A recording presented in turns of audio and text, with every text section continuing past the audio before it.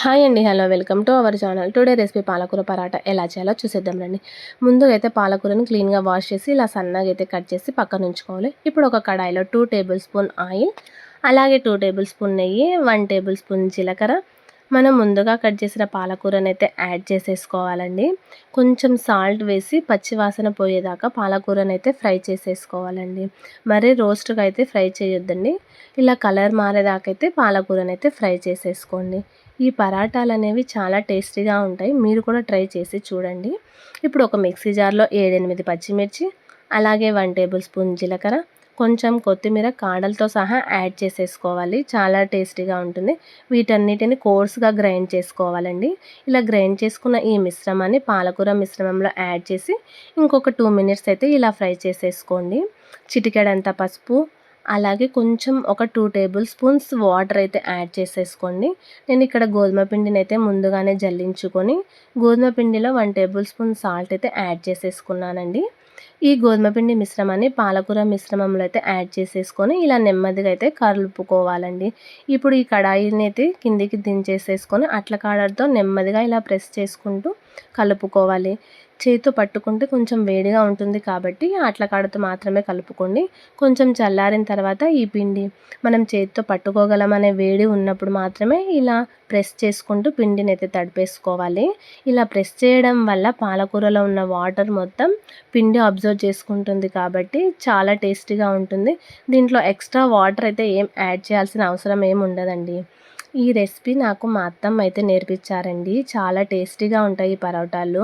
ఇప్పుడు 1 table spoon oil అయితే add చేసేసి ఆయిల్ మొత్తం అప్లై చేసేసుకోవాలండి పిండికి ఇలా. చాలా టేస్టీగా ఉంటాయి. మీరు కూడా ట్రై చేయండి. ఈ పిండిని ఎక్కువసేపు రెస్ట్ ఇవ్వాల్సిన అవసరం ఏం లేదండి. ఇప్పుడు తడపడుతుంటేనే చాలా సాఫ్ట్గా అనిపిస్తుంది. సో కాబట్టి ఒక 5 ఆర్ 10 మినిట్స్ రెస్ట్ ఇస్తే చాలండి. ఇలా రెస్ట్ ఇచ్చిన ఈ పిండిని అయితే మనం 2 పార్ట్స్గా అయితే డివైడ్ చేసేసుకొని ఉండలుగా అయితే చేసేసుకోవాలండి. కొంచెం పెద్ద పెద్ద సైజుగాలోనే చేసుకోండి ఉండలు. కొంచెం పరాటాలు అనేవి మందంగా ఉంటేనే టేస్టీగా అనిపిస్తాయండి. నేనైతే ఈ సైజులో అయితే ఉండలు తీసుకున్నానండి. మీరు ఇంకా కావాలంటే పెద్దగైనా తీసుకోవచ్చు, చిన్నగైనా తీసేసుకోవచ్చు. నేనైతే ఈ సైజులో తీసుకున్నానండి. ఇప్పుడు ఒక కవర్ పైన కొంచెం ఆయిల్ వేసి ఈ ఉండను పెట్టేసుకొని ఇంకొక టేబుల్ స్పూన్ ఆయిల్ అయితే వేసుకొని నెమ్మదిగా రుద్దుకోవాలండి. ఎక్కువ ఫోర్స్గా అయితే రుద్దొద్దండి. పరాటా అనేది మిడిల్లో మాత్రమే పల్చగా అవుతుంది. సో ఇలా నెమ్మదిగా రుద్దుకుంటూ కవర్ని టర్న్ చేసుకుంటూ సైడ్లకు మాత్రమే రుద్దుకోవాలండి. ఇలా సైడ్లకు రుద్దుకున్న ఈ పరాటాకైతే మనం మిడిల్లో అయితే హోల్స్ పెట్టుకోవాలండి. ఎందుకంటే ఈ పరాటాలు కొంచెం మందంగా ఉంటుంది కదా, ఇలా హోల్స్ పెట్టేసుకోవడం వల్ల లోపల దాకా కుక్ అవుతుంది కాబట్టి చాలా టేస్టీగా అనిపిస్తుంది.